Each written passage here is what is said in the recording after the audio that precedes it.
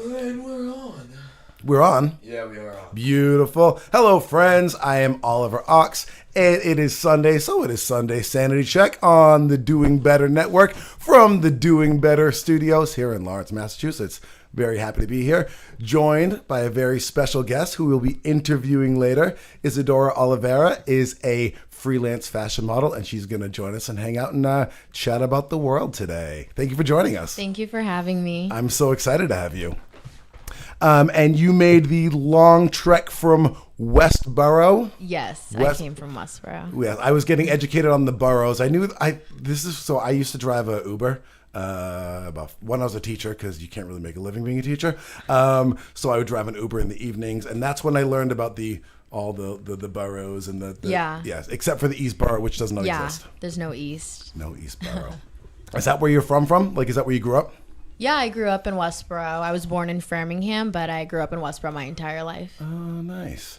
It's kind of like a slept-on part of the state. I feel like that sort of like Metro Westy kind of area. I know, but I feel like it's the best. I come a lot to Boston and into the city a lot for like shoots and stuff like that, and I hate it. I just love the small town, and I don't know. Everything is around. Everything is super close too. Yeah.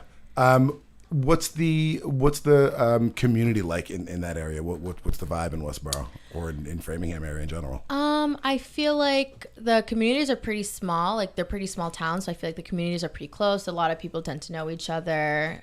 Especially in Framingham, I'd say, with the big Brazilian population, everyone tends to know everyone with church and seeing each other at bakeries and stuff like that. So I feel like everyone's more connected. Everyone's more willing to help. I feel like in the city, everyone's just like running, like constantly running. They don't really take the time to just really connect with people. I think that the idea of connection is one of these like unspoken, incredibly important variables. Like the number one maybe important predictor of whether you're a happy person or you're depressed is how well connected you are to people, right? It's one of the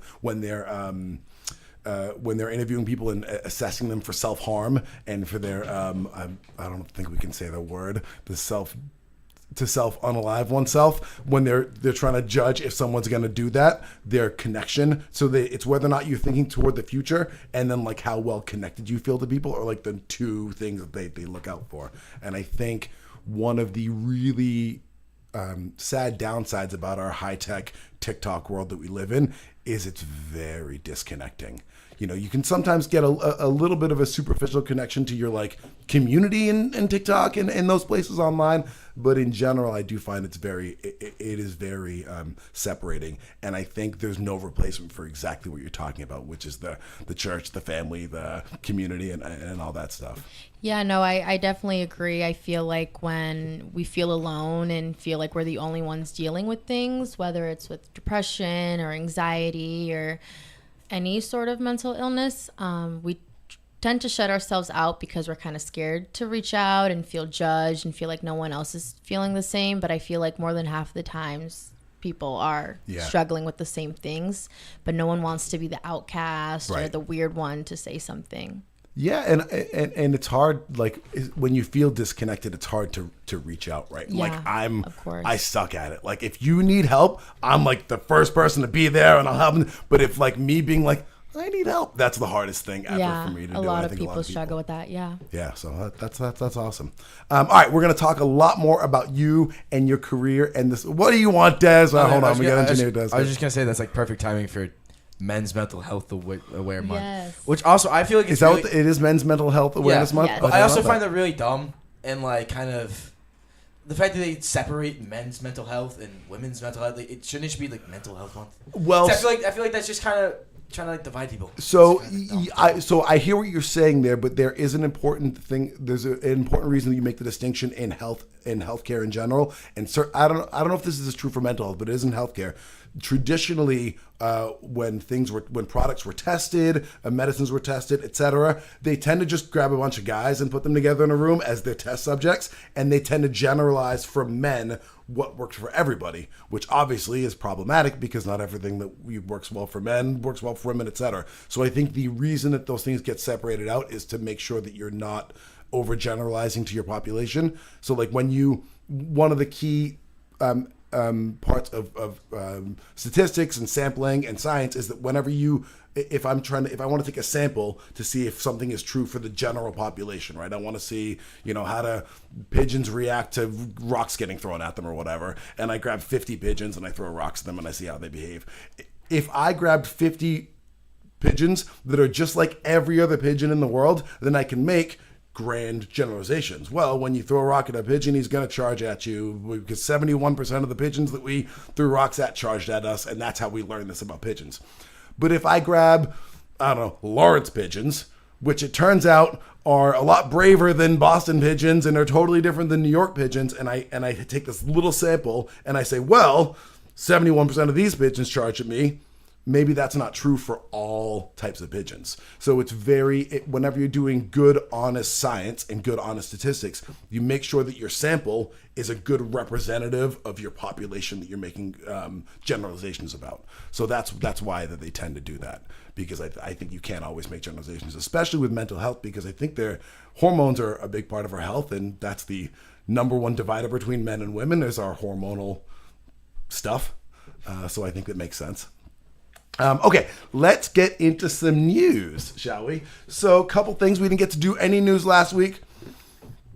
Sorry for those of you that missed us last week. Last week was one of those weeks that every fucking thing went wrong, and I don't think I had the strength of character and the will to get through, because we were without engineer Des, who had finals. And then we were without Amberly. She had something come up, and then there's a few other things that just kind of hit the fan, and I was like, damn it, I'm doing it this week. So I apologize. I will continue to grow, and I'll become a better, stronger, more resilient person sometime. So one thing I wanted to get to that I think came the end of last week was an attack on my favorite journalist, Glenn Greenwald. Des, you want to give me my screen real quick? So those of you who don't know who Glenn Greenwald is, Glenn Greenwald is a fixture in the alternative media. He founded a website called The Intercept. That was a fairly left-leaning, progressive news site. And then when he wanted to report, he became famous because of reporting on Edward Snowden. He was the person who Edward Snowden released all his NSA stuff to. He's long been a very strong advocate for civil rights, for freedom, basically. Glenn Greenwald, he founded The Intercept. When The Intercept went sort of decidedly establishment left, so when the Hunter Biden laptop story came out in 2020, The Intercept refused to run it because they had been told by the FBI you shouldn't run this, and Glenn Greenwald quit the website and the news organization he founded because he didn't want to be told what he could and couldn't report, because he's old school left of center. Although these days that gets a little confused. Anyway, Glenn Greenwald is a gay man and has never been ashamed of who he is, but he also doesn't lead. It's not a big part of his online persona. He's a journalist and who happens to be gay. Well, last week he's been pretty high profile the last few months, and very high profile last week because he went on the Tucker Carlson show and did a long interview. I think he's been on there 4 or 5 times. Did a long interview in which he talked very critically about Israel. Tucker Carlson has become increasingly open to these conversations, speaking critically about about what Israel's doing in Gaza right now. And the very next day, Glenn Greenwald had a sex tape released. This is not a I shoot at myself sex tape or like, hey, whatever. It was someone else. It was not something that was supposed to. This was not a Kim K sex tape. This was not one that makes you look good and you put it out there and now you're famous and rich. It was not something. It was clearly stuff that was behind closed doors behavior. I have not watched the tape because I'm not a pervert, and this sort of gets me to my take on this story. I find it really, really hypocritical and ridiculous when people criticize other people's sex lives based on things that Glenn Greenwald didn't go put a show on and say, everybody watch me, look what me and my husband do or whatever in the privacy of our own home. He's not making this what he's about. This is just what he does. He did it behind a closed door, which is where you do things that you don't want to show other people. And every single one of us has the right to do whatever we want behind closed doors with other consenting adults. We don't need government to tell us. This is a God-given right. It's just a ridiculous idea that someone else can tell you what you can and can't do behind closed doors. And the people who are critical of him, oh, he's a pervert. He's a degenerate. Do you know there were children in the house?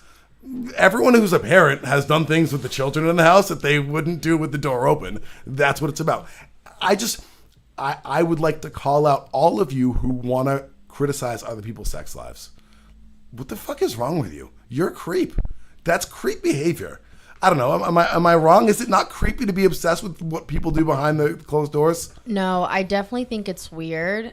Any kind of sexual activities that you're engaging in, I feel like that is only your business and your business only. It shouldn't be shared by anyone in public. I feel like people who do share those things are like really disgusting, and it's really inhuman to share something like that about someone, especially when you don't know that person. It's just like a random person like recording you in your house. That's so weird, and I can't imagine how awful they must have felt to like have that be put out in public. Yeah, and his response was, did our weekly "the sign falls down behind me" gag. It's like 700 degrees in here as well. That's probably why. It's probably why the sign's falling down, because it's 700 degrees and the glue does not hold up in 700 degrees. Yes, that's such a good point, and it's not. Again, we need to draw very clear lines between private and public, and it's 100% reasonable to criticize what people do in public. But when you put yourself out there in the world, that's what you're doing. You're opening yourself up for criticism.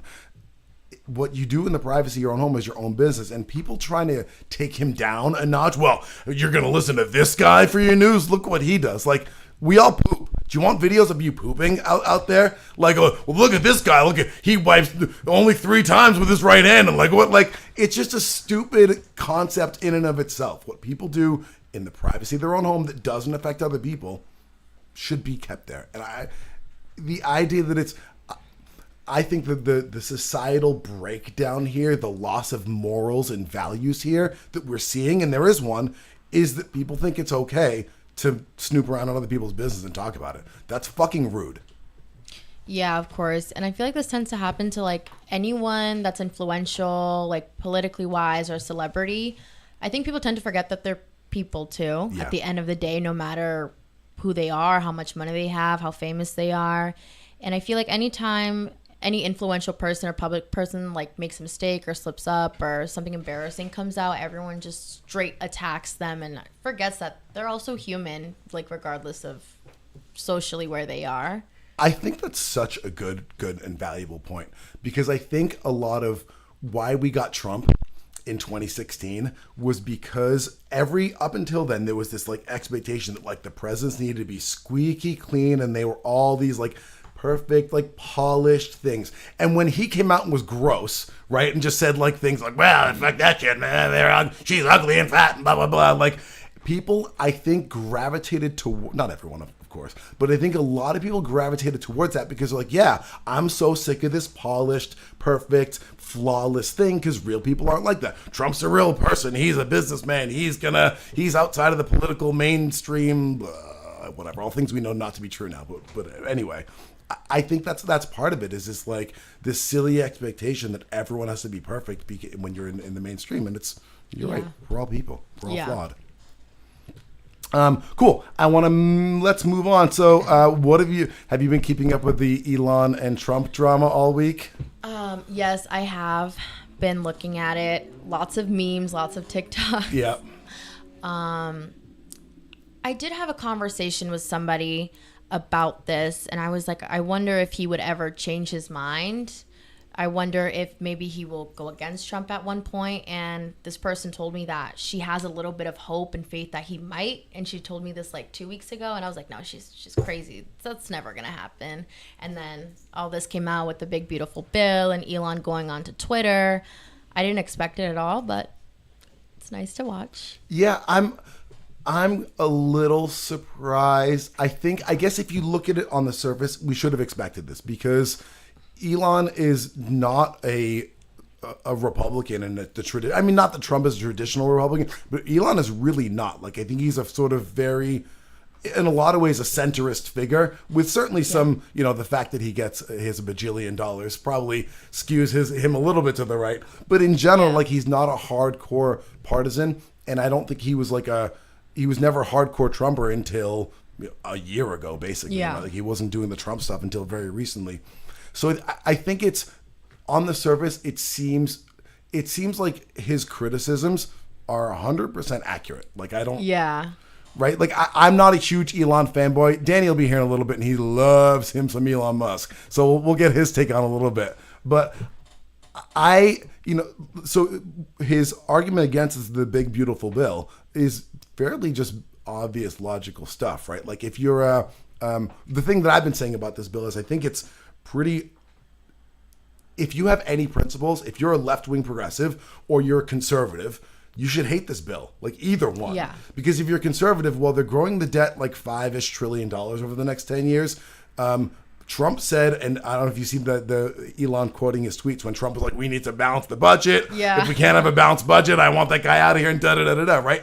And then Trump is putting in this budget that's, I think, about $2 trillion out of balance. Like, it's huge. It's going to require us to expand. I think he wants a $5 trillion lifting of the debt ceiling. That means they're going to put $5 trillion of debt in all of our names. Again, that's 5 million millions. Spending $1 million 5 million times. I always have to spread it because it's like when we talk about trillions and billions, like for us normal people who are like, you can't really wrap your head I have around $74. Like, yeah, exactly. You can't wrap your head around it.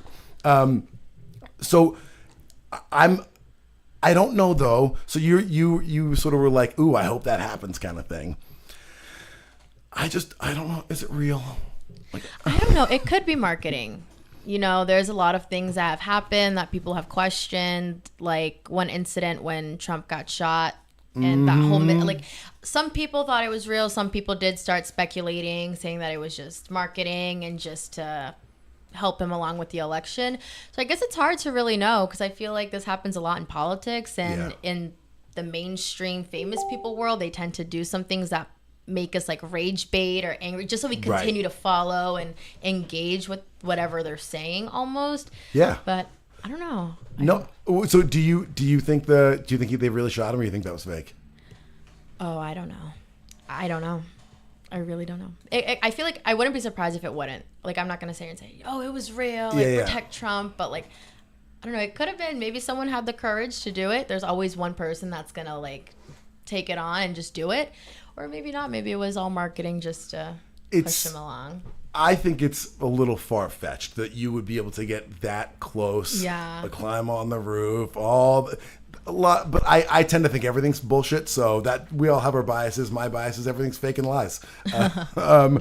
The other thing that gets me is I think it feels like that. So the lawfare against Trump, right? Of all the lawsuits that they were putting against him, the media did tell lies about him. They did make him seem worse than he really was. And then we get the shooting thing. And all those things seem like they're set up to make him seem like the outsider. The guy who's going to fight the system. He's going to come in. He's going to give us the Epstein files. And he's going to give us the JFK files. And he's going to take down all the... He's going to drain that... I mean, he didn't do it last time. But this time he's definitely draining the swamp. He's going to end all the wars and whatever. And it seems to me, by my calculation, he's done 0 of those things so far, right? Like, we didn't get Epstein files. We're going to talk about that a little bit more later. I haven't seen him arrest anybody, right? Like, there's no high profile, like, they're Hillary all getting Clinton's pardoned. not going to jail, right? Everyone's getting pardoned right now. Yes. So I wonder who else might be getting out soon. Or what does Des have to say? What do you think? I just think it's great marketing to have this gay power couple break up right now. It's absolutely amazing marketing, especially during Pride Month. It seems so. I wonder with all these things is if it's just a distraction from the bigger thing that's going on. And I think every like sexy, dramatic story, I feel like usually they're distracting you for something that's way worse but less sexy, if that makes sense. Yeah. And I think that's with have you kept up with the Palantir stuff? You know about Peter Thiel and Palantir? No. So this stuff is kind of wild. So Palantir, Des, give me my screen real quick. Palantir Technologies has secured several high-profile contracts, including a $795 million extension. Blah blah blah. They're getting a bajillions of dollars of contract. And what Palantir does, so Palantir is was founded by this guy Peter Thiel, who's a big tech guy. He's part of those old. He was, I think he's one of the original PayPal guys, like Elon Musk. He's another one of these guys who's got a lot of connections to the CIA. And his software it's like AI surveillance software, basically. So I think I heard about that, how they're going to try to track our phones and devices, stuff like that. Is that what it... It's worse than that, actually. I just didn't know the company name, but I did see that circling around on social media. That's what I figured. Yeah, so it is... The phone stuff is definitely part of it, but the bigger thing is it's all the like AI training software for the facial recognition. So like... It's one thing to have all the cameras out there, but to have the cameras be smart and be able to know that you're you and he's him and whatever, and to be able to track you. I was, when I first saw that Trump was going to get in, and it was largely on the immigration issue, I thought that this is how they're going to sell it. And the most paranoid conspiratorial ones of us out there about 6 months ago were saying, this is what's coming. The whole reason for Trump is because the excuse is, well, we're not going to build a wall. We're going to build a digital surveillance wall, a virtual wall or whatever. Because immigration is the biggest problem ever. By far the worst thing ever is definitely immigration. So we're going to build this wall and we're going to have AI everywhere, and people are going to agree to it because we're going to go get those bad immigrants. Yeah. Because I think if you told the Trump people, if Biden told the Trump people he was going to put in cameras and AI to monitor them, they would have been ready to take out the shotguns, right? But when Trump does it, and it's to get those brown people who are coming over and taking your jobs, they talk funny too, and they're going to eat your cat, right? Like, and not the way you want them to. So like, I think that's the tool that brought in this. It's going to bring in this digital surveillance space, and it's terrifying. Yeah. Right? Like them, if they know who everyone is at all times, you without any privacy, there's no freedom. Yeah. I think there hasn't been for a little bit with what's been going on. I feel like people are definitely holding back on things. People are definitely scared to speak up because of what could happen after. Yeah. And I feel like this is just going to scare people more, and people are going to be quiet. I did think about this. I did tell a couple of friends of mine, once he gets rid of all the immigrants, what's going to happen next? What is he going to do with the African Americans? Are they going to have to work again? And what about the Chinese Americans and the Asian Americans here? Are they going to go back into prisons? And what about the Americans, the white people who don't agree with Trump? Are they going to be like executed away? Are they going to live in like a giver situation, or like what happened to Monday kind of situation? Yeah. Like what's going to happen next? Well, I think your line of questioning is great, but I disagree with your first premise.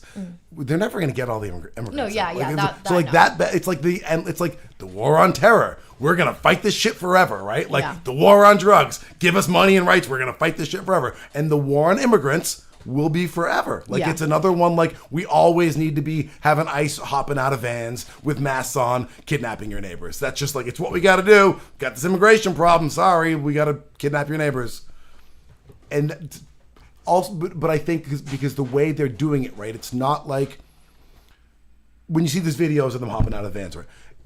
Like you'd think if they were serious about it and they're okay wearing masks and grabbing people and manhandling people, whatever. Well, if you're gonna do that, get a fucking school bus, right? Like you can probably take half the neighborhood with you in some of these neighborhoods. I'm serious. Like if the real goal was we're gonna deport 15, 20 million people, whatever it is, then go get a school bus. Like, I want 2 school buses, like at every fucking house, boom, get them all up. But they're not doing that. It's like one at a time. They tackle some mom home, on the way home with the baby, or the woman whose name I'm forgetting now, Ozturk, the Tufts student who signed on to a op-ed criticizing the government of Israel, and they canceled her. Or also the 18-year-old kid that went to Milford. Yeah, his name is Marcelo Gomez. He's an 18-year-old boy from Milford. He came here when he was about 3 years old through a visa. He never really knew about his status. He was always young. I think it's never had that conversation. It's a hard conversation to have with a child. And he was driving to volleyball practice where he got stopped and was questioned. And I can't imagine how he felt. I can't even put it into words. And they took him, refused to say where he was till the governor came out with that public thing demanding information, and they let him out. And he came home earlier this week, I'm pretty sure. And it was really nice to see it on the news. I was actually at a pizzeria with some family, and we were just watching it as we were eating, and it was really emotional and really heartwarming to see him and his parents hugging him again. And that was really good to see. And I can't imagine how his parents felt when they found out, because you're not really told when someone gets deported that you just find out if someone happens to record or someone who knew you happened to see on the street, because they don't call. So when she found out, I can't imagine how she must have felt. And his little brothers would ask about him, and that was really, really hard. Yeah, so you bring up a great point. Thank you for sharing that. That's a good one. No, it's not a good one at all, but it goes right along with our conversation. Sorry. Couple things. Thing one, again, the mandate that Trump got with regard to immigration was basically an overturning of the Biden policy. Biden and some NGOs seemed like they were kind of doing their best to encourage illegal immigration, to look at it on both ways. So I think and some of the numbers that were quoted in the last couple of years, that there was a very large jump in illegal immigration. Just in the last few years, there were some small towns around the country that have basically seen a doubling of their population. But this is a kid who's been here since he was 3, right? Yeah, he came here and he was 3. So this is not part of this invasion, right? This is the again, if you buy the official Trump administration, or certainly the Trump campaign thing, is it's just we had an invasion during the Biden years, we got to send these people home. Well, this kid's been here for 15 years, so he wasn't part of this Biden invasion. And again, I just want to quote something he said here. So this is the conditions inside the ICE field office from CBS News. He said he had not showered in 6 days, had crackers for lunch and dinner, slept on a concrete floor with a metallic blanket, and had to use the bathroom in front of 40 other men. This goes right along with the disappearing of people, which is a violation of habeas corpus. It's a violation of the rights upon which this country was founded. This is not American. This is not how we're supposed to behave. This is not what we've waved flags in July the 4th about, and freedom and all that shit, right? The whole point of America is we don't do this. We don't disappear people off the streets for any reason. If you are here illegally and we need to legally deport you, then we need to do that with a hearing and treating you like a human being, not feeding you crackers for 6 days and having you sleep on a concrete floor. This is, for my entire life, we're told we're better than China. We're not Russia. We're better than this. We don't do. If we're not going to do this basic standard of the rule of law, of human decency, then we might as well be China. China has free healthcare and fast trains. We have neither of those things. And if we're going to get the fucking cameras everywhere like China's got, Yeah.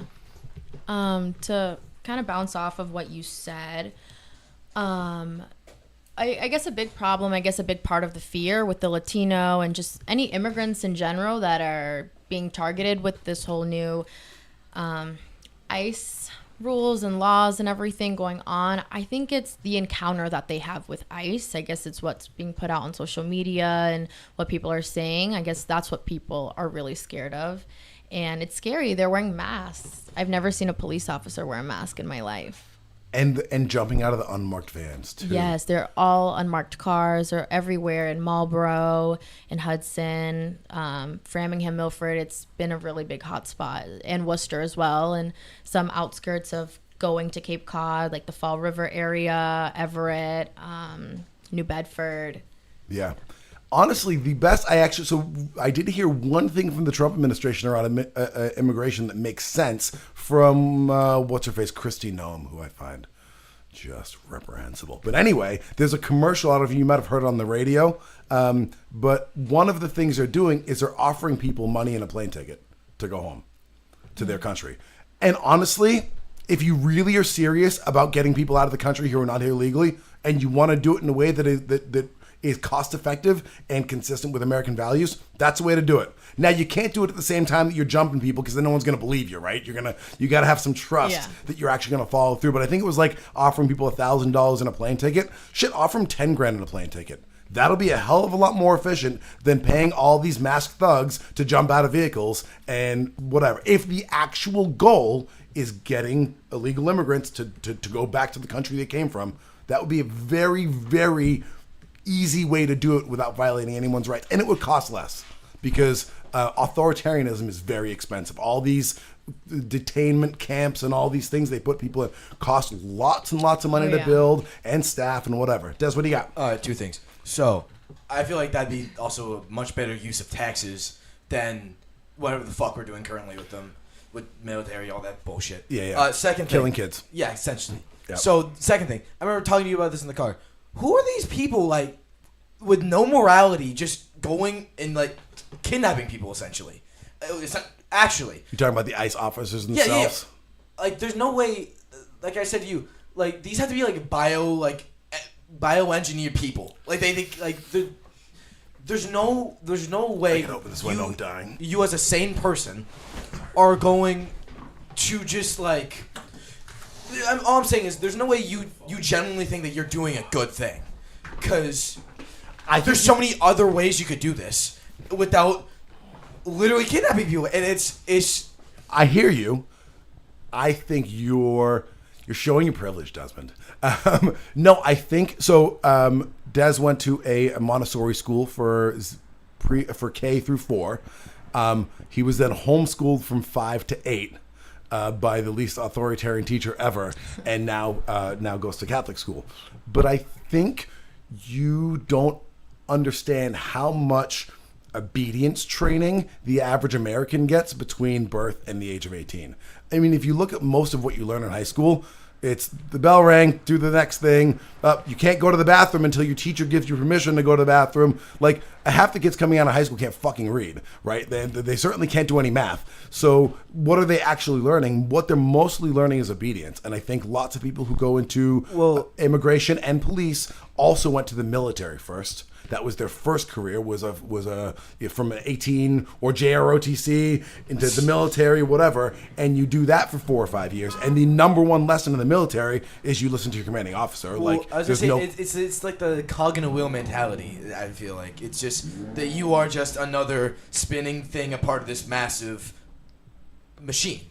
But at the same time, I feel like, it's just as a you're a human being, and you understand that these are other human beings, even if the Trump administration makes you believe that they're aliens or not other actual people. But they broke the law, Des. What I'm saying, regardless, I'm just enforcing the law. I'm just enforcing the law. Jeffrey Dahmer got like 8 people, and he still got trial, and he actually got trial treated like a human being.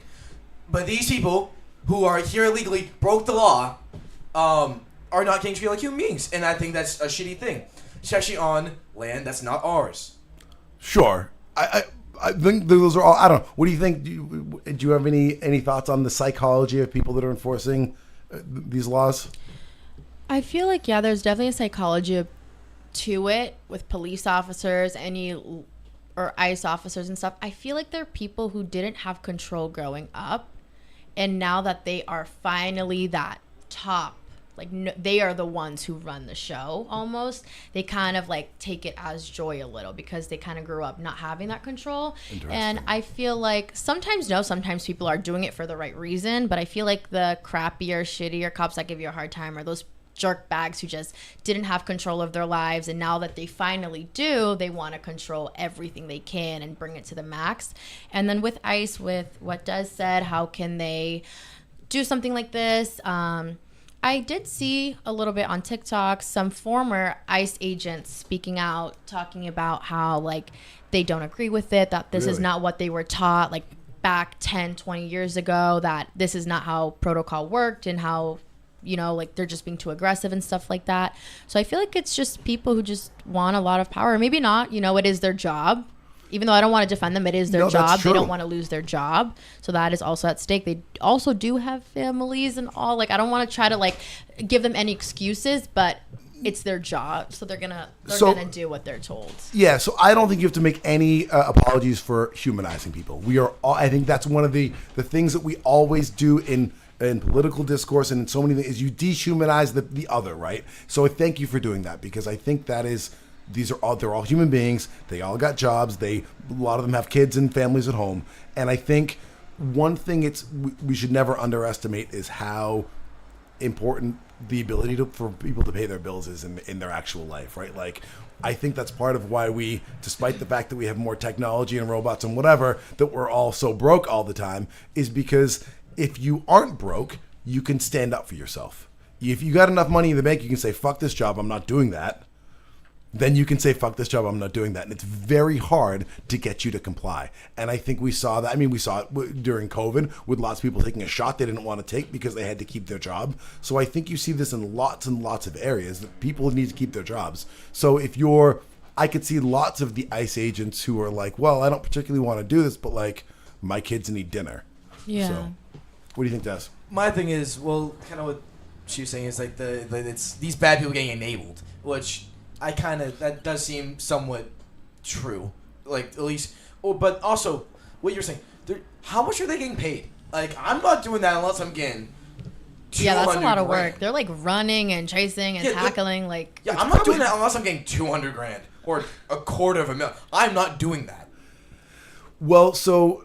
Because there's so many other good ways to get money. But what you are effectively saying is that there is a price at which you will put your 100%. Like, I will do that. If I'm getting paid the right money, like you said, people need to feed the kids. People need to pay. Right. People need to pay bills. So you're saying that, and you don't need to feed your kids, and you don't need to pay any bills. But I'm saying, I think you just answered your own question. You self-own. I'm stepping into the shoes, saying if I'm them, and I have kids, I have bills to pay, I would do that. But like, yeah. So there you go. You literally answered the question that started this conversation. Well done. No, but I'm saying like, there has to be like, how much are they getting paid to do this? Enough to feed their kids. Most people, right? Like, this is the situation for 99% of us. It's when I talk about the ruling class, right? Like, if you have to work for a living, you're not rich. Like, you might be a doctor, you might have a Ferrari that you drive, and you might have made some good investments or whatever. But if you still have to go to work the next day, you're not on the level of the people that make the actual decisions, right? Like, yeah, the people calling the shots don't have to worry about these things, and I think that's what fundamentally separates the rest of us, quite frankly. Let's talk about. I wanted Danny here for some of these things. I'm sure Danny will be here momentarily. I'm sure. Let's talk about. Have you seen Greta and the flotilla going to? Hey, here he is, the man himself in the building, right on cue. What's up, DZ? Working hard today, huh? Yes. Moving day. Moving day. Come on in. You're all set up over there. If you want to grab this chair and get comfy, you can do that. You're welcome. We were just chatting about, we talked a little bit about how creepy it is to care about what other people do in their bedroom. We talked a little about Elon and Trump, and actually, I don't want to. What's your take on the Elon Trump drama? Because I know you're an Elon guy. No, it's hilarious what's going on. He's saying, "Oh, the reason the tapes haven't came out is because he's on them." Yo, we didn't even talk about that part either. Yeah. So what do you think on that? I mean, it's expected. It's expected. I don't know. When rich people get into disagreements, it gets a little bit messy. Are you 100% team Elon on this one? I'm not nobody's team. I'm just watching the show. Oh, okay. Do you think Trump's on the? Do you think that is the deal? The reason the tapes aren't out is because Trump's like the files aren't out is because Trump's in them. I don't doubt it. Like how he was saying in some of like the stuff he said that he used to party with him already. Like, you're telling me you didn't see nothing? So the story that the Red Hats will tell you that Trump banned him in like some point. sometime after he got those original arrests, Epstein was banned from Trump properties. I think is the like that's their like excuse, because there's like a bajillion pictures of Trump with Epstein, right? They're like everywhere. And on the property. So if you're a Trump guy, you say, well, he separated from Epstein after what is 05 or whatever. Des, what do you think? All I have to say is it sounds like a bunch of fucking malarkey. That sounds like a big huff of copium. So I mean, I think you might be right, but I don't know. I haven't seen the tapes. But also, like, even if you are aware that, like, because like Danny said, there's no way you're not aware of it. So like, either he's engaging in it, or he's turning a blind eye to it. Which either way, that's a bad fucking thing.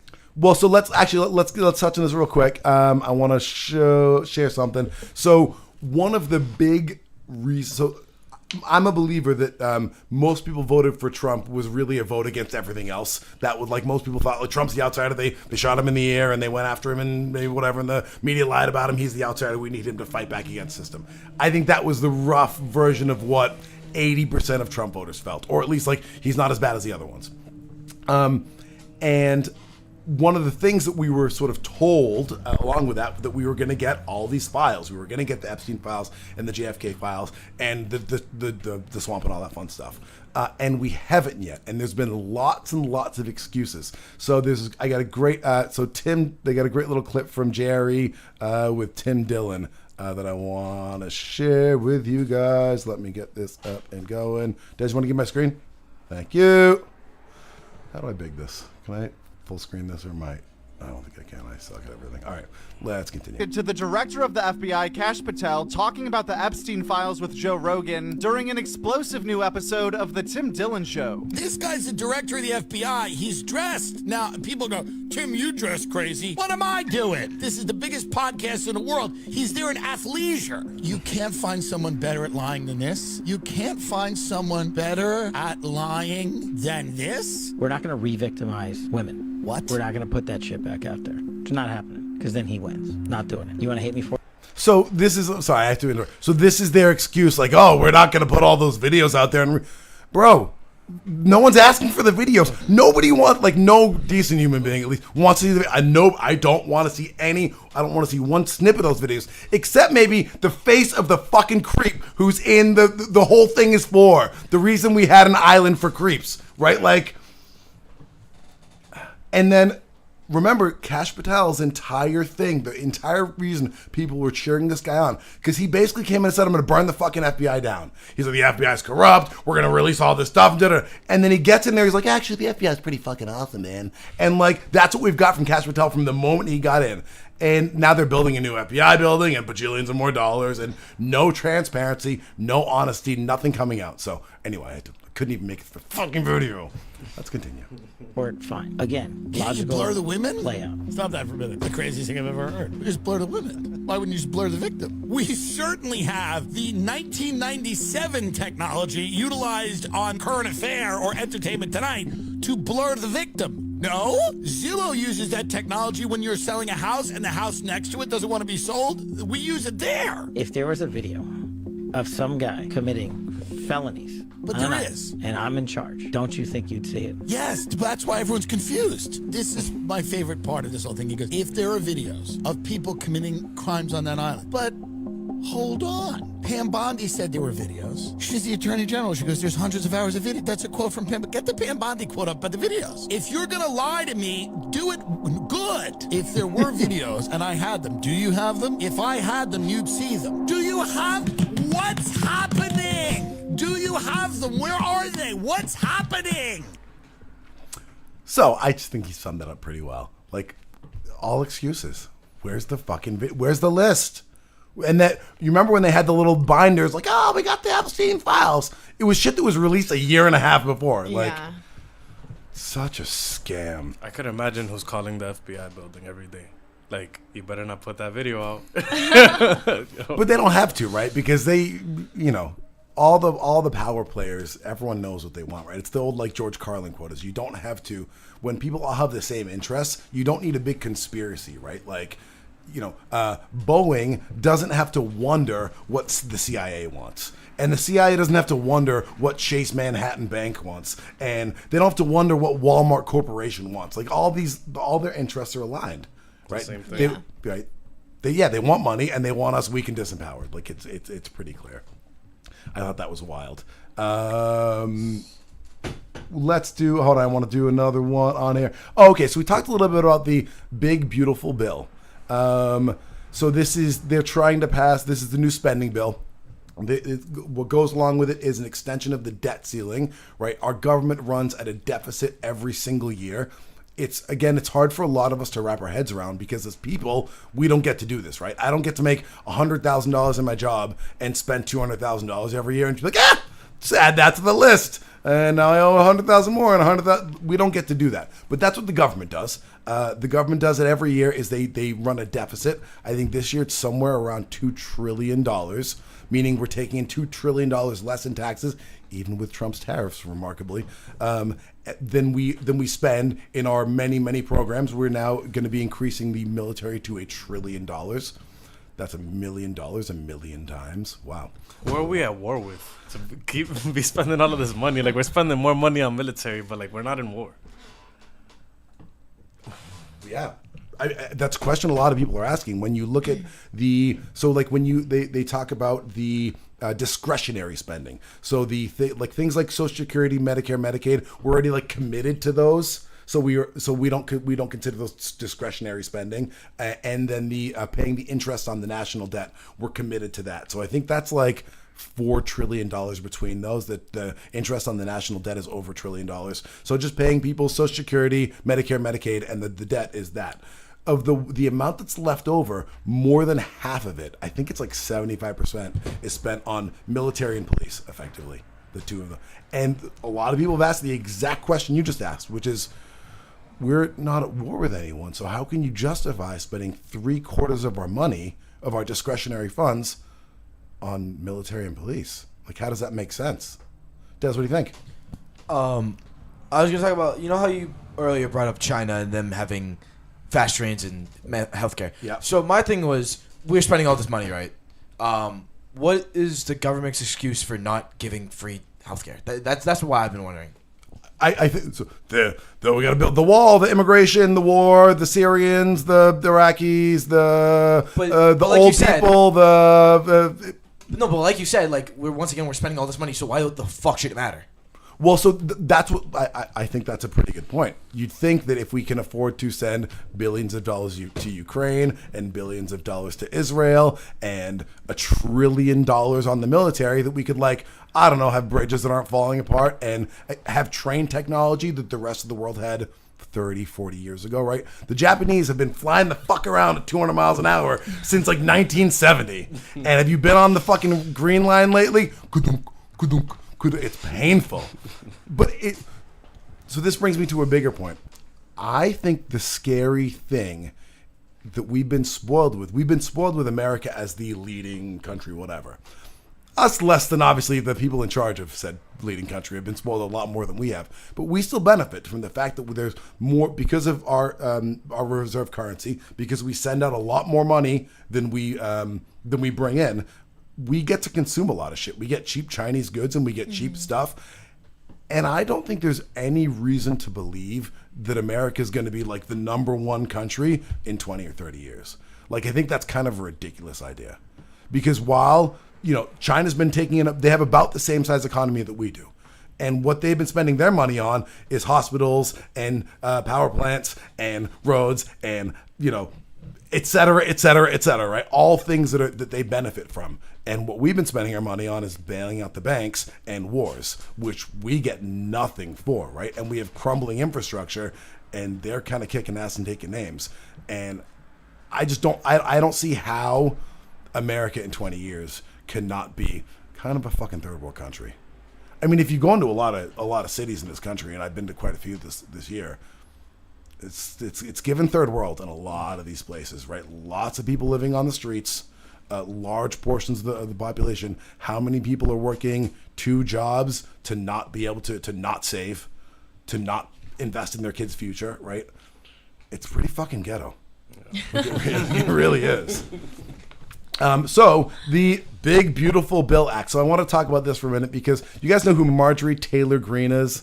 She's often made fun of. So if you're like on the left, if you're a typical progressive Democrat, you think Marjorie Taylor Greene is like the worst Trumper idiot ever. And I think she's kind of interesting to follow, as a lot of these kind of more extreme people are. So I follow her on Twitter, and I have for quite some time. And I caught this tweet live, and I think I definitely comment on it. So she voted for the Big Beautiful Bill Act is the bill that's funding our government for the next year, and then really planning to fund the government for 5 or 10 years. And instead of doing an individual issue bill, it's like one of these omnibus bills. They throw everything on there. This is something that a lot of people think is a fucking terrible idea, right? Because if I, as a voter, I want to be able to say, hey, Mr. Senator, why did you vote for this bill, right? If you vote for something that goes against my values, you voted to send money to Ukraine. I don't want you to send my money to Ukraine. And I say, hey, why did you vote for this? You go, well, I didn't vote for it because of this reason. I had to vote for it because of this Medicare money. I didn't want your grandma not to get her Medicare check this week. So I voted for this bill for this reason, but not for those other reasons. There's no accountability there. One bill, one issue, right? Like if you want to have accountability in government, they should vote on every single thing. Every dollar you're going to spend on my money, I want to know where it's going, and I should be able to hold you to account for each one. Instead, they spend the whole year doing nothing and doing political horseshit, and then they're like, oh, well, we've got to put it all in one bill. So we got this big, beautiful bill. Marjorie Taylor Greene came out, and she voted for it. And then, Daz, give me my screen real quick. She comes out against part of it because she didn't know it was in there. The thing that she's arguing against, actually, is this is her saying, yes, she wants to deport. She's on the immigrant train. She wants to fund all the deportations. Again, that's the official sort of right-center view of this, is that we got to support Trump and his deporting people. But what she missed was the part that said the states are not allowed to pass any anti-AI bills for 10 years. They're not allowed to restrict AI for 10 years. 10 years? What do you think about 10 years as the length of time for AI, Danny? Is that a little bit of time or a lot of time for AI? In 1 year with AI, my life is completely different. Yes. School is completely different. Everything. AI has advanced. I feel like it advances every single day more and more and more. So like 10 years, that's scary. That's a long time. Develop. That's what you think. All right, so this can go into the thing I showed you. So, a year ago, can you pull it up, please? Which thing? The Google video? VO3 and then the old one. So, in the span, like when AI originally started, was like a bigger thing. Like it was just starting to catch his swing. There was like a bunch of AI videos that were like made. There's just one. Oliver, do you have it yet? Yes, I do. Sorry. So, yeah, so go to the old one. The old one. This is the Will Smith one. Yeah. So this was one of the first AI videos made. You gotta go back. Yeah. Oh, so the original one. Yeah, the original one is that. See that's Will Smith eating spaghetti. So now you gotta go to the other one. And this is all in the span of a year, 2 years of AI. Hey Play guys, this. I'm at the Paleo Dig Site 9C, and we just found the very first pre-Cataclysm influencer hard drive. And wow, I mean, you got to see it for yourself. I just found this All hot right, new cooking so- hack. all right, No more all right. raw meat. Roasted saber-toothed tiger steak. Waking up to this new continent view. Just started an epic journey out of Africa. Join my tribe for travel tips and hunting hotspots. Migration vibes. Hey DIY gang, my cave needed a serious glow up. Grab some ochre and charcoal and just look. Instant ambiance. Unboxing the brand new Wheel 1.0. Alright, pal, wrap it up. This thing Wrap has it the up, potential pause. to revolutionize transport. So basically, what I'm saying here, in this year to 2 years deficit of progression, we've gone to it looking like a bunch of smudge clumping together. Yeah. And now we have full-on videos with camera lens, like the sun was beaming down at the camera, you can get the reflection and all that. That looks, you can tell it's AI. But at the same time, you have to look into it. You can tell it's AI if you look into it. But at the same time, that's really fucking good. So imagine, and that's only in 2 years. So 10 years from now. Bro, why are you yelling? Sorry. But 10 years from now. Just turn their mic down. Yeah, there you go. The wonder of technology. 10 years from now. 10 years from now.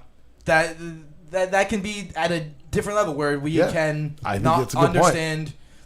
We can't tell them apart. No, that's a very good illustration. And like again, you can look in this video and you can see that it's not real, but you have to kind of dig, right? Like that dude looks fucking real to me.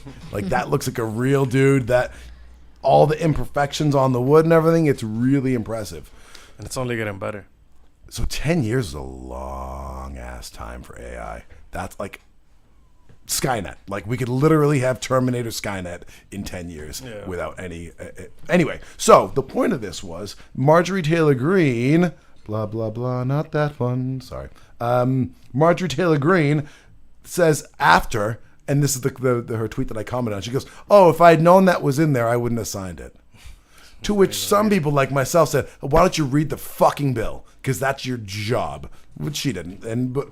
But these are 1,100. I think it's 1,100 pages of the bill. It's something like that. So yeah, she says she is unhappy about it, and post the actual link. Hold on, let's see. How long is the Big Beautiful Bill? No, not the Better Business Bureau, motherfucker. Big Beautiful Bill. It is. That's the actual name of it. Yeah, over 1,000. Yeah, the big. That's what they call it. Yeah, because whoever. This is a joke. Like Big Beautiful Bill. What do you mean? Yeah. Not just with the name on it. It doesn't sound serious at all. Like a government passing a bill called the Big Beautiful Bill. Like at least the Patriot Act. It sounds like it's, like you're doing something for America, but like Big Beautiful Bill, really like. I keep thinking Big Beautiful Wings, which is a wing spot right next to like my house and shit. I'm like, yo, like really, like. But it's similar to what Tim Dillon's saying in that thing about Cash Patel. Like, if you're gonna lie to me, bro, like at least wear a suit, right? Like, if you're gonna give me 1,000 pages of bullshit and corruption, give it a better name, right? Like, that's wild. Okay, let me see if there's something else I want to talk about. Oh, so did you see? I wanted to. I don't know if this is. Do you guys know this guy? Because this said, I noticed. I'm still following up on it because I looked. It seemed like I saw something that made it look like it was fake. And do you know this guy? They were saying he got deported. Like this, the guy who makes all the little face. He makes those videos. You don't know him? What's his name? Kaibi Lame or something? Do you know who that is? That makes a serious face? Yeah. Exactly. That's the dude, right? He just makes the face. Yeah. I guess he got picked up by ICE as well. That's crazy. Yeah. It's even affecting our social media. So I just wanted to point that out. All right. Last thing I have. Oh, so this is this is beyond news, but something I thought was kind of interesting. I'd love to hear you guys' take on it. I thought it was about being confrontational, and I got a little take on this too, actually. So, Dad, you want to give me my screen over here? Well, I want to hear what you guys think about confrontation. I love fucking it hate so confrontation. much. I love it so much. Recent example: we live in Wisconsin. Rode our bikes to the movie theater. Me and my wife and my son are riding our bikes back from the movie theater. We're in the exact proper lane that we're supposed to be in for the bikes. Little car honks as he comes by us, and the dude screams out the window, "Get the fuck out of the road!" And then he gets stopped at a red light, and I'm coming up. I pull right up, his window's open, I lean in the window, and I say, "Get the fuck out of the car. Get the fuck out of the car right now." He's like, did I say something? I'm like, one of us is going to die right here.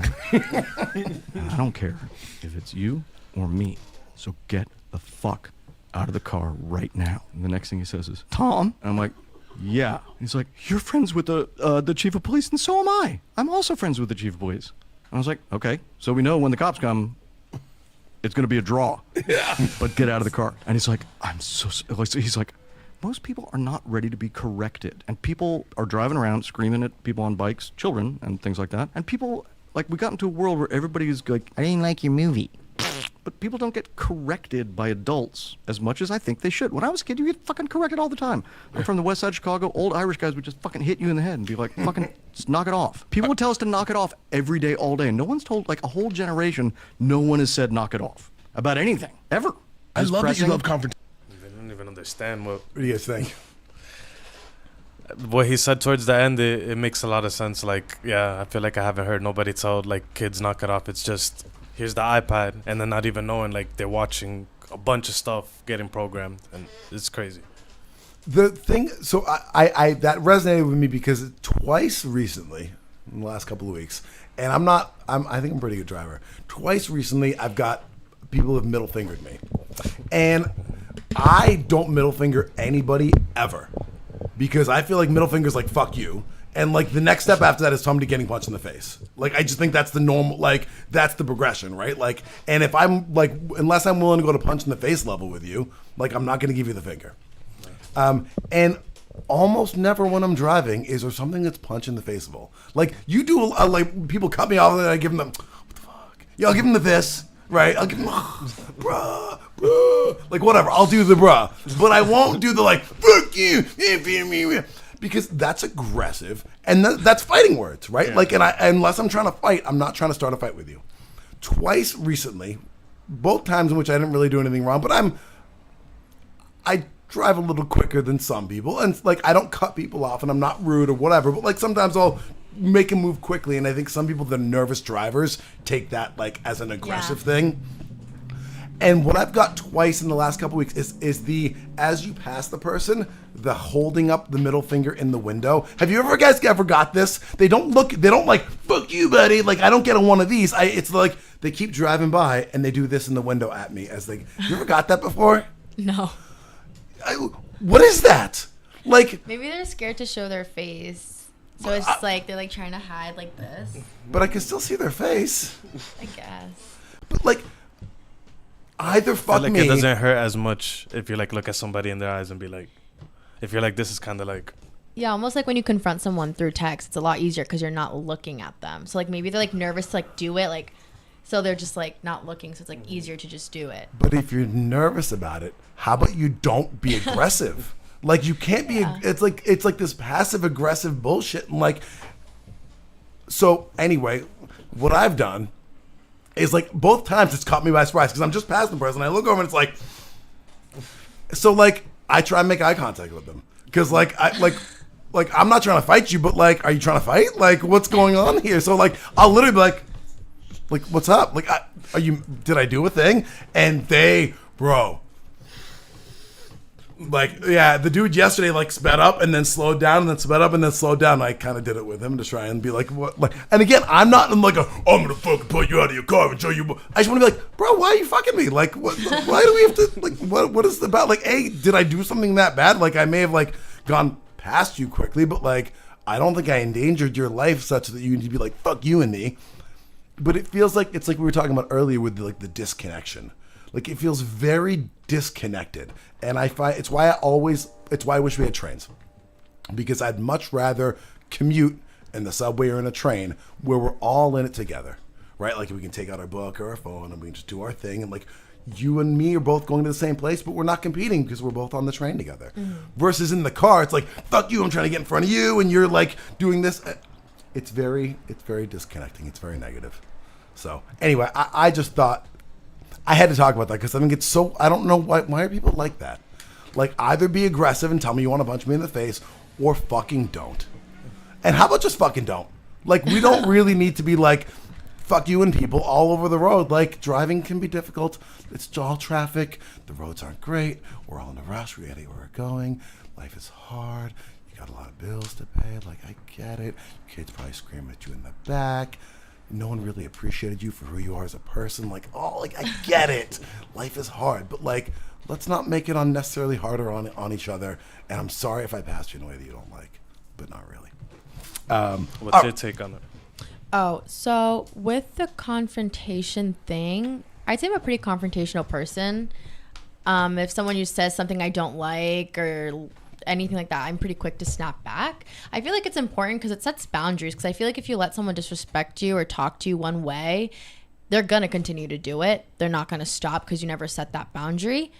But it's important to also be respectful when you do confront someone, but like, definitely be stern, but don't be like a raging bitch. But it's kind of hard because, you know, sometimes you get a little too angry, you get a little carried away. And then with the end of the video, I completely agree.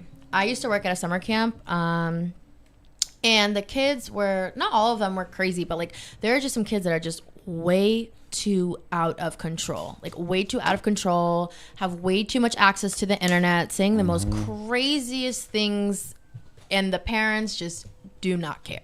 Like they do not care.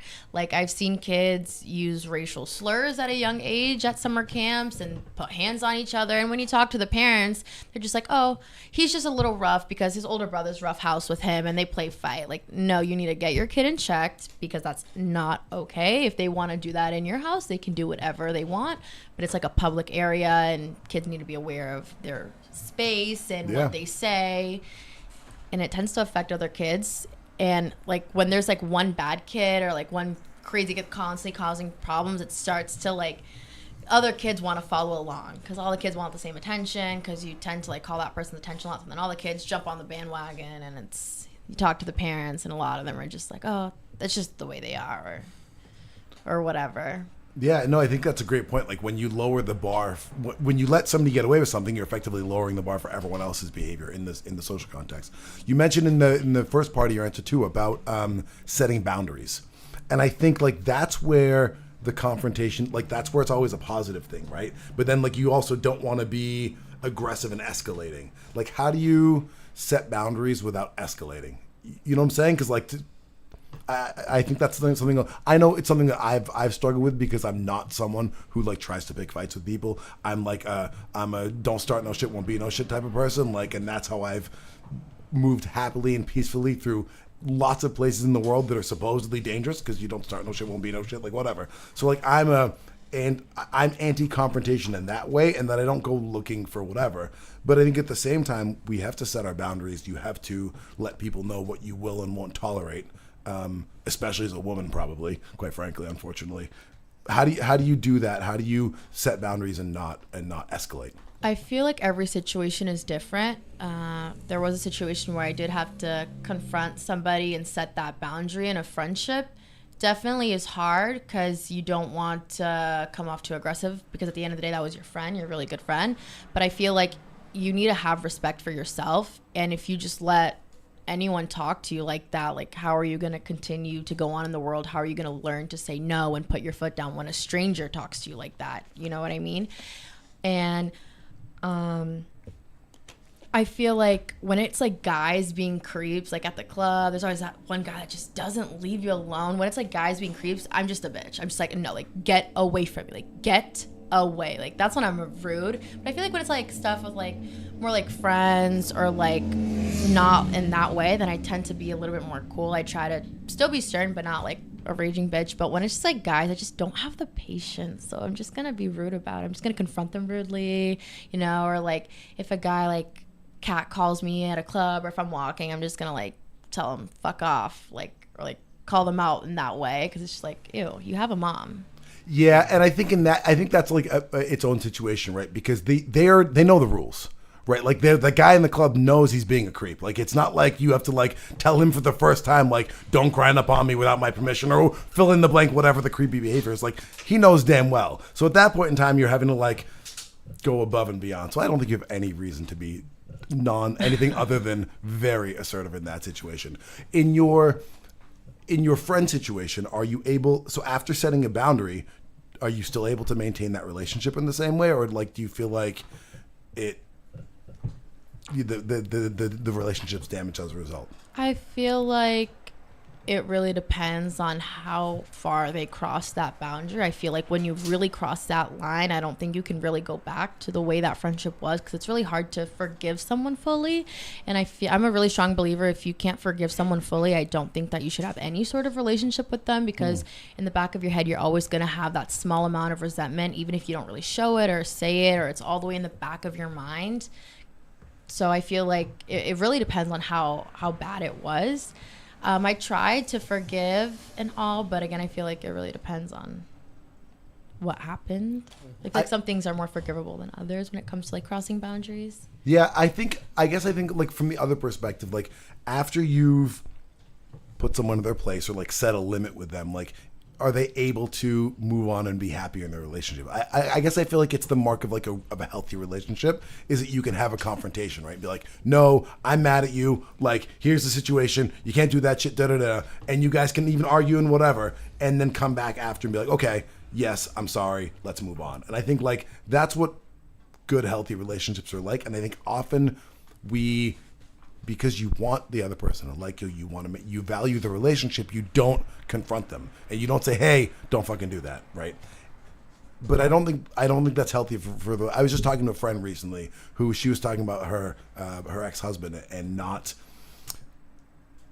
that he reacts very poorly when she bring things up like, hey, here's the thing that upset me. But she's like, and I never did. I always would just suck it up, and I would let him. I wouldn't call him on this, and I wouldn't call him on that because I didn't want the fight after. And like, but that's not a healthy relationship. Like, you shouldn't be marrying someone. No offense, but like, you shouldn't be marrying someone who you can't have an argument with and then make up after, right? And like, who can't also admit that they did something wrong. Yeah, I feel like also people should be confronted. People should be told like if you're in the wrong, like. You're in the wrong. I feel like some people are just raised that way where they were just never told no and just kind of got away with everything. And as time goes on, no one ever really said anything against whatever this person is saying. So I feel like when you do finally confront that person, they tend to react very negatively and feel like they're being attacked. But sometimes it's not even attacking. You're just trying to like set that boundary with them. And maybe some people tend to take it a little bit personal, people who aren't used to that no, or I didn't like how you did this, or being put on the spot about what their actions and how their actions affected you. Yeah. But I do think everyone should at least get confronted or clocked once, at least in life, to humble themselves a little bit and remember that they're not the only ones. It's not always their decision. And like, you have to respect everyone's boundaries and be very respectful of how you go about any relationships with conversations and interactions and when you go out and stuff like that. I would hate to think of the person I would be if no one had ever called me on my bullshit. You know what I'm saying? Like, if no one had ever been like, nope, cut that shit out. Like, right? Like, Facts. Des, what do you think?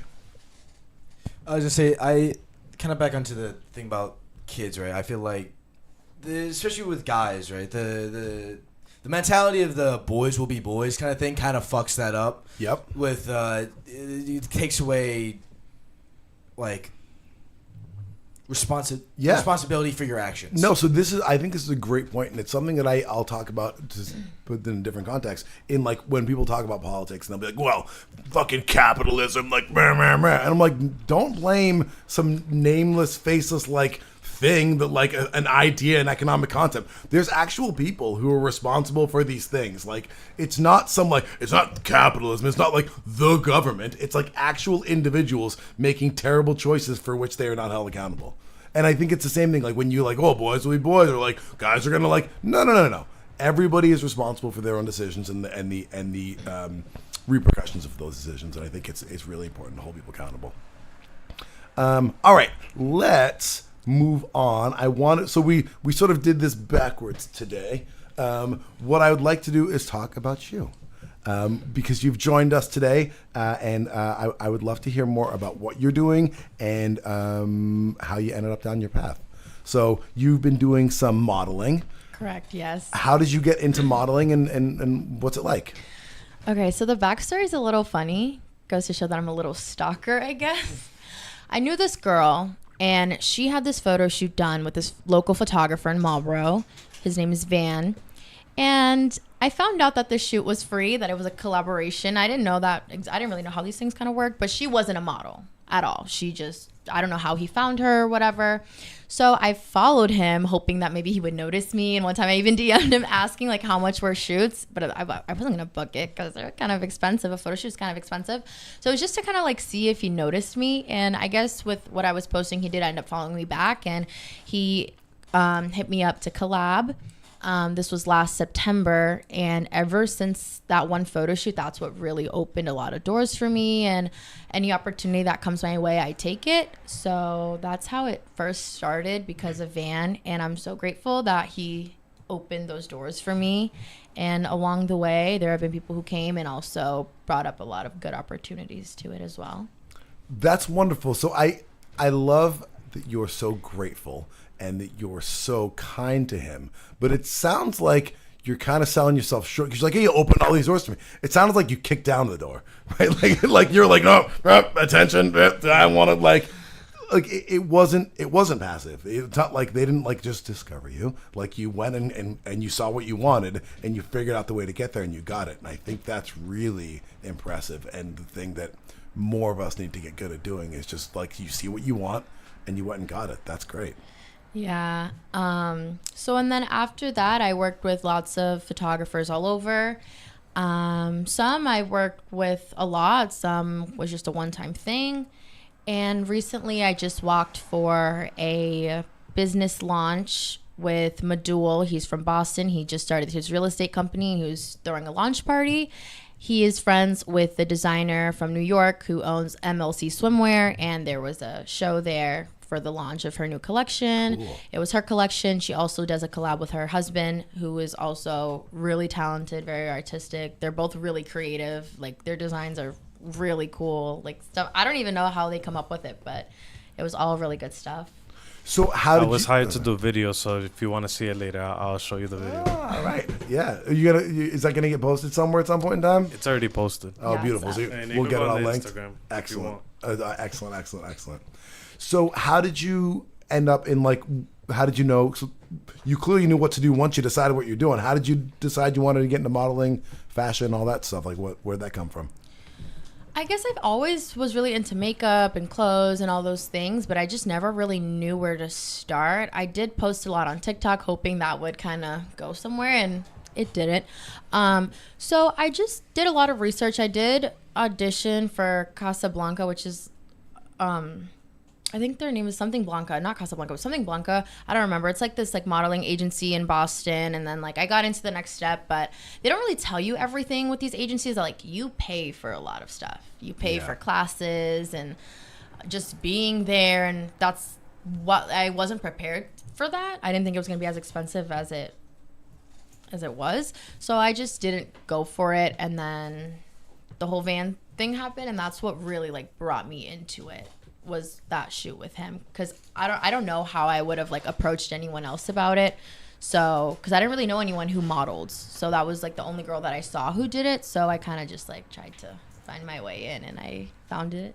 I think that's a really interesting story, because what you're talking about is like more of like the pay to play model of going the traditional like modeling agency route, and I think you see that a lot in music as well. Like there's a lot of opportunities if you're a band or an artist that someone will go, oh, you can play at this show, you got to sell this many tickets, and they're going to cost you this much money, and if you don't sell any tickets, you're gonna owe us $300 and whatever, and you get these sort of like opportunities that aren't real. That's more of an opportunity for them to make money rather than you to do your thing. So I think it's really cool that you were like, this is not the right path. I want to go there, but I don't want to go up your ladder. Like I want to go the other way. I also really like being freelance because I really get to pick exactly what I want to do and who I want to work with and what environment I'm in and stuff like that I really like. But I did think about getting a manager at some point. When I was at the fashion show for MLC Swimwear and Madul's real estate launch, they were telling me that they had managers that would like help them book stuff and things like that. So it's like less like tight, less controlling almost than when you're with an agency. There's also more freedom to that. And so you're talking more like just a booking agent rather than a 360 deal. Yeah. They're more like helping like guide you and like telling you what events you should go to like put like network with people and stuff like that, and giving like advice, but they're not really controlling like what work you're picking to do and what you're not doing. So you said that's an important thing for you is know the type of jobs you do, etc. What are you into? What's your area in modeling? I was doing a lot more boudoir, but I didn't post a lot of it because I have a lot of family that follow me and friends and stuff. So I do post more covered up pictures and stuff like that. I am trying to get my way out of boudoir and just stick with like normal stuff, nothing too crazy. I guess I kind of got pushed into it because of the way I look and my body type, so I kind of was just like steered into that rather than like all the super skinny tall girls who are wearing like jeans and like cute dresses at a picnic kind of deal. So that's what I'm trying to do right now, and I'm glad that I'm freelance because I'm able to advocate that for myself. Yeah. So I don't have like an agency telling me like, oh, but if you don't do this shoot, you're not working for us or anything like that. So if a photographer asks me, shows me like what their inspo is, and if I just don't like it, I can just say no, thank you. Yeah. And yeah. Is that something you're like comfortable doing and like just turning down work like that? In the beginning, no. I was kind of scared because it was like all of these photographers know each other, and I didn't want to keep like not taking things, so it'd be like talk to like, oh, don't work with her because she won't take this and she won't do that and this is that. So I was pretty open to a lot of things in the beginning, but now I know exactly what I want.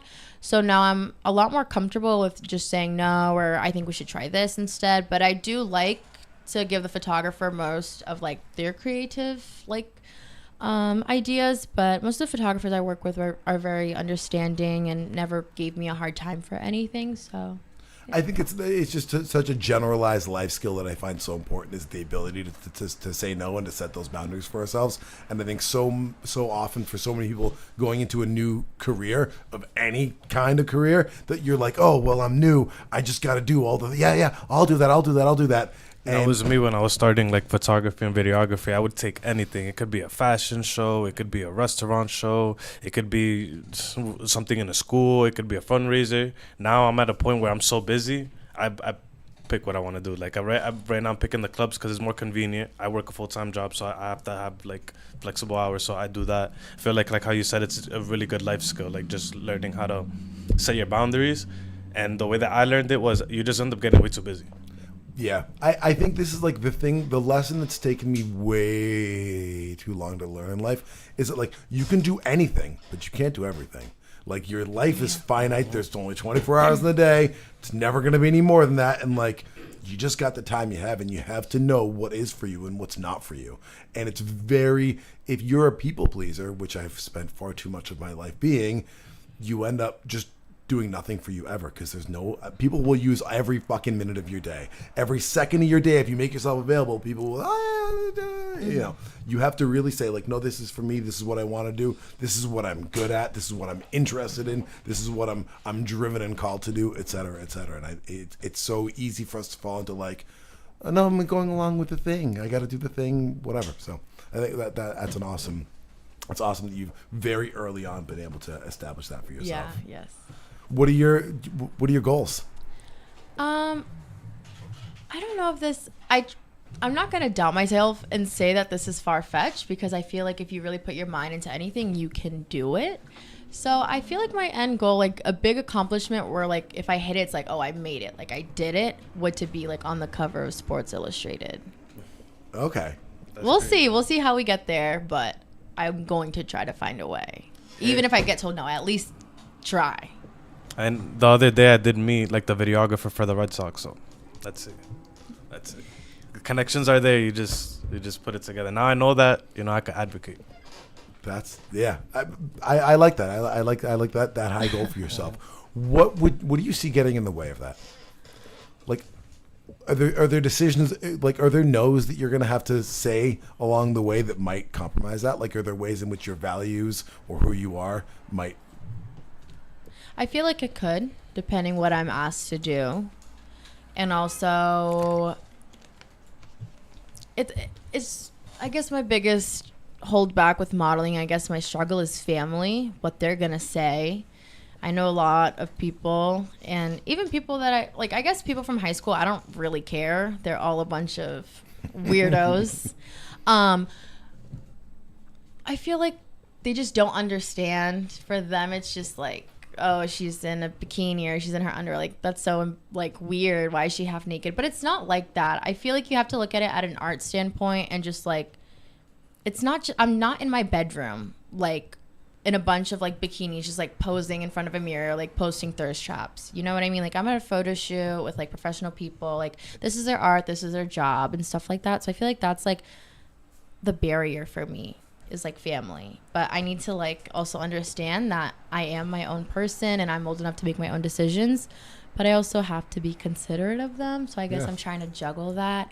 And then to getting there, I feel like just like meeting people. I feel like just by meeting people anywhere, that's already puts you 1 foot in, because it's like, oh, I met her wherever, and I remember her, she was so nice, and this is that. So whenever I'm meeting people at like any launching events or stuff like that, I try to like be very genuine and try to connect with people, because like they're gonna remember you if they see your face again or your name. They're gonna be like, oh, I remember when she was like small and didn't have that many followers, and she was so great and she was so nice. So I feel like that's also a barrier. I guess it's like meeting people. You have to really network to get where you want to get, especially in the modeling, any kind of industry, like artist industry, videography, anything like that. So I guess it's just like putting myself out there and like conversating with people and trying to make connections with other photographers and models. Seems like you're off to a pretty good start. That's awesome. She's on the Doing Better show. There you go. She's doing better. All right, let me. So we have some standard Doing Better show interview questions. We got 5 that I'd like to see what your take is. Number 1, that's a slightly edited version of the previous one. What has had the biggest impact on you? Where you came from, or the places you visited? Are you more a product of the environment that you grew up in, or the experiences outside of that environment that you've had an opportunity to partake in?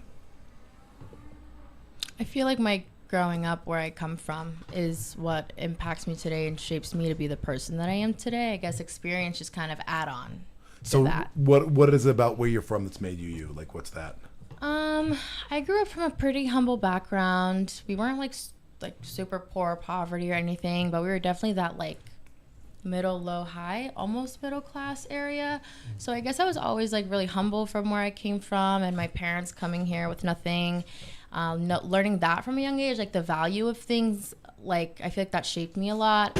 Like a big canon event, I would say that also really shaped me a lot is when I was 7, 8, my apartment building had burned down, and the fire didn't really get into our apartment, but because of all the smoke and all that, the firefighters told us we had to get rid of everything, and we ended up staying at an aunt's house for like a couple days, and we just like moved around apartment to apartment till we finally like stayed. And I just like have memories of like being in like an empty apartment and like a blow up mattress, eating like Raisin Bran cereal for dinner and red Solo cups with my parents sitting on the floor and stuff like that. So I feel like those things shaped me to be the person I am today, to definitely take more value into things, even though sometimes we all forget to do that. We're always complaining and stuff. But I try to remember where I came from and how it is hard to not. I know I dealt with what it was like to have everything taken away. So I try to be grateful for the things that I have and things that are yet to come. That's awesome. Thank you for that answer. All right. What is one thing you are doing better now than the old you, and how did you make that change? I'm a lot more patient. How so? And calm. I guess with the past relationship of mine with my ex-boyfriend, I was really not patient, kind of rude, angry, and just, I don't know. And I guess I really loved him. That was my first boyfriend. I really, really did love him. And once he just said enough, I was just like, and I guess that was like the wake-up call. I was like, okay, like I cannot. I need to learn to be more patient with people and stuff like that. So that really helped push me into becoming more patient. And also I noticed that it would affect other people as well, like my friends, because like I feel like another thing about me is like I would like take a lot of things out on people and not even like personally attack them or anything, or just like give them like a bad response of like I was not having a bad day, just give someone a bad response, be kind of impatient. And I learned the hard way not to be like that. So I feel like that is a big improvement of something that I changed. I really like that because it's the flip side of what you were talking about like setting boundaries with people, is like people set boundaries with you and you are able to learn and grow as a result. And like I have a very, like the first girl I ever loved who I dated, I'm so like her not putting up with my bullshit was like the greatest gift ever, because I'd be a little fucking asshole still to this day probably if she wasn't like, nope, not gonna, nope, sorry, that's enough, you've crossed the line, like no more. And I think that's such an important thing, like people who are able to learn from those experiences rather than be like, well, the other person was because some people go that route, right? They'll just blame everything on their ex. Well, he was just a piece of shit and he da da da da. And the ability to go, oh no, I was the piece of shit in this moment, and like I will not be that person moving forward. I think that's awesome. What is one small change that individuals can make that would have a big impact on society? Empathy.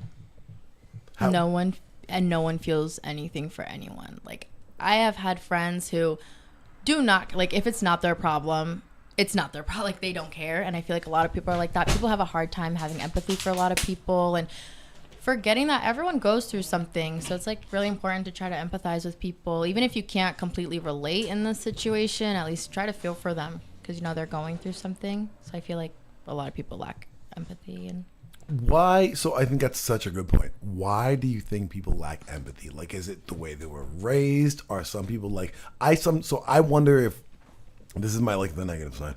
I wonder if some people are not like smart enough to have empathy, if like they can't, you know, the perspective taking of like putting yourself in someone else's shoes. Like there's an intellectual piece to that, and I wonder that some people are too fucking dumb for that. It's not a very positive way of looking at it. It's not a very doing better thing to say, but like, or if it's like or if it's more of a thing, like, is it a cultural thing that we're culturally not very empathetic?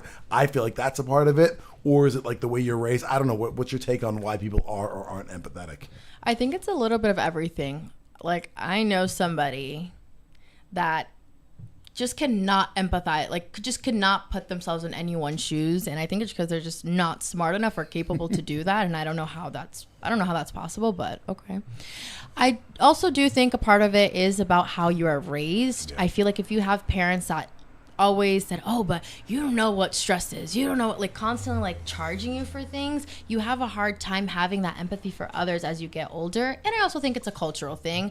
I am Brazilian, I was born here, but my parents are Brazilian. I go to Brazil a lot, and the cultural difference is huge. It's huge. In any Latin country, everyone is a lot more empathetic and everyone wants to help, and everyone's just a lot closer. There's a lot more community, and I feel like here, because everyone's kind of disconnected, it's hard to have empathy for others when you're not as connected to people and have those relationships. Yeah. So I feel like it's a little bit of everything. Do you have a psych background, like psychology? Did you go to school for it? Or I like just switched over to psychology. Okay. No, it just seems like that's you have a very psych lens that you see things through. You talk a lot about the way people were brought up, and it tracks. Good. All right. Shout out time. What's one person or group of people who have helped you do better in your life? Like, who's someone who you can be like, thank God for them?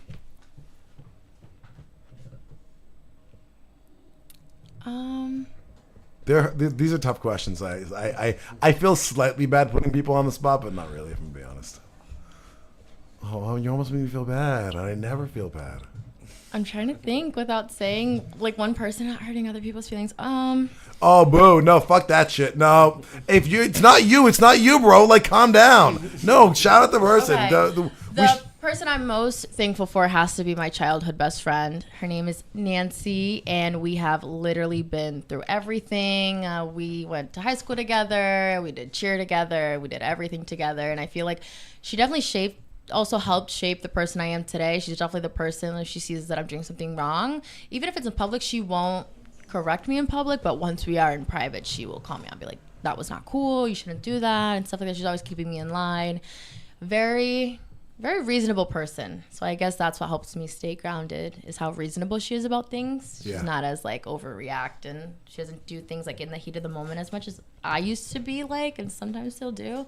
So I feel like, yeah, shout out to Nancy if you're watching. Hey Naka.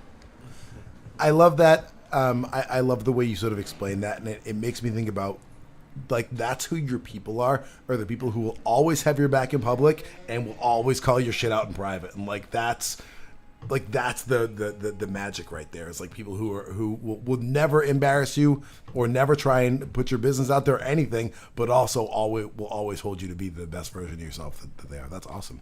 It's another good one. So you're kicking ass on these questions. All right, here's a silly one. It's a two-part question. Part one, what is your favorite food? What's your favorite meal to sit down to? Oh my gosh.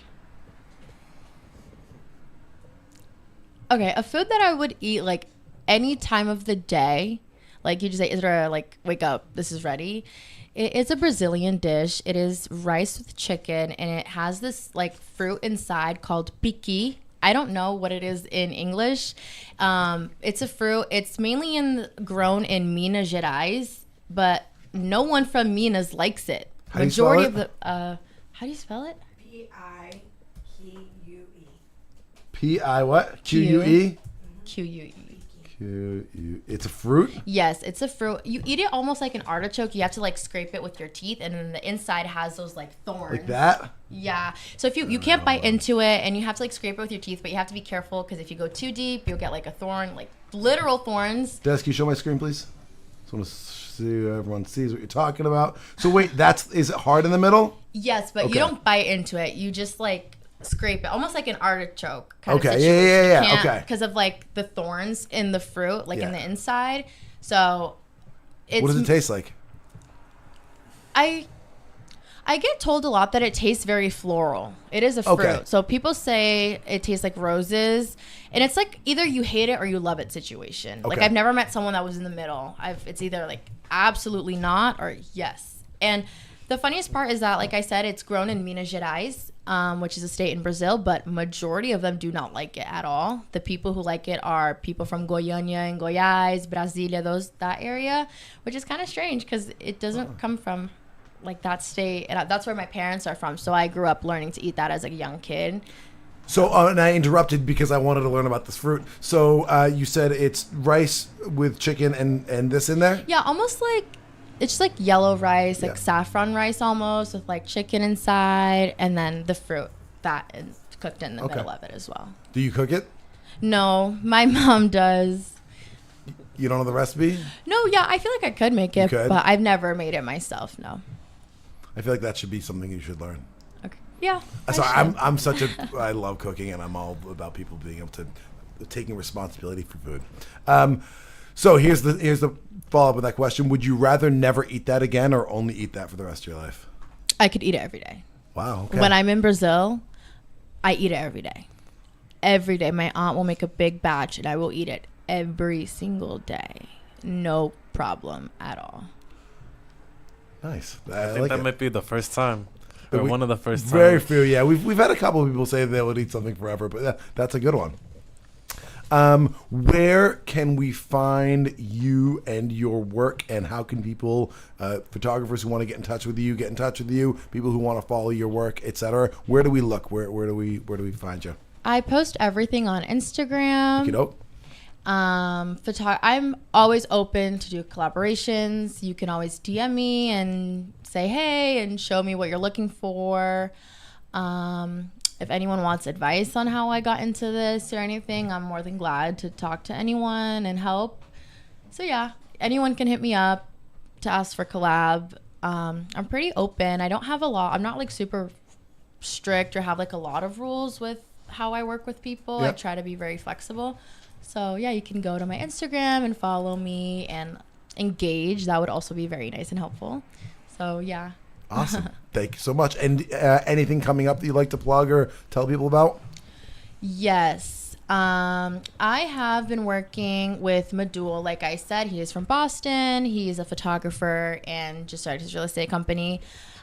He picked a couple girls. Well, for the fashion shoot, he had told a couple people that he handpicked these models, I think, because it was his event. And the designer, I don't think she did because she was from New York. So I don't know if she knew any models from Boston. So I'm pretty sure he handpicked all of them. And he's just been organizing some really cool launches and parties and shows and stuff like that. So definitely stay tuned. So it's a small group of us, models in Boston, and he has a lot of exciting things coming up for us. Ooh. And I'm really excited for the summer to see what happens. And we are trying to get somewhere next year. It was too late this year because it already passed. I'm not going to say what it is, but it's down in Florida. So let's see if next year we will be partaking there. Very exciting. Well, thank you so much for joining us. It has been lovely to have you for both portions, to chat about you, to chat about the world. Any last words you would like to leave us with? Stand up for what you believe for, especially with everything that's going on right now.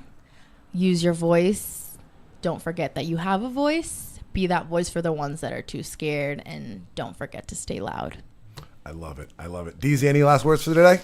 Just because I know there's going to be people asking, what's your zodiac sign? Aquarius.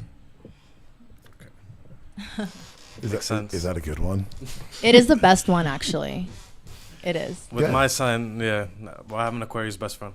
Oh, excellent, excellent. What are you? Sagittarius. Is that a bad one? No, that's good. I like it. I didn't like that. Sus. Cool. Thank you so much. I'm really, really happy to have you here, and I would love to have you back sometime. We definitely want to please keep us up to date on everything that's going on so that we can share about it in our little Doing Better community. Thank you so much for having me. It was such a pleasure being here and talking about things. I love to talk, and I love to talk about news and stuff like that. So it was a really good experience, and I do hope that I come back sometime soon. Awesome. Thank you guys very much for joining us. We will be back next week with more local news, more national news, and some more interviews. Make sure you're following us on all the platforms. Instagram is the reliable one. We're at Doing Better Show, and we will make sure that we are keeping you up to date on everything that's going. We got lots of good guests this month. I'm pretty excited. So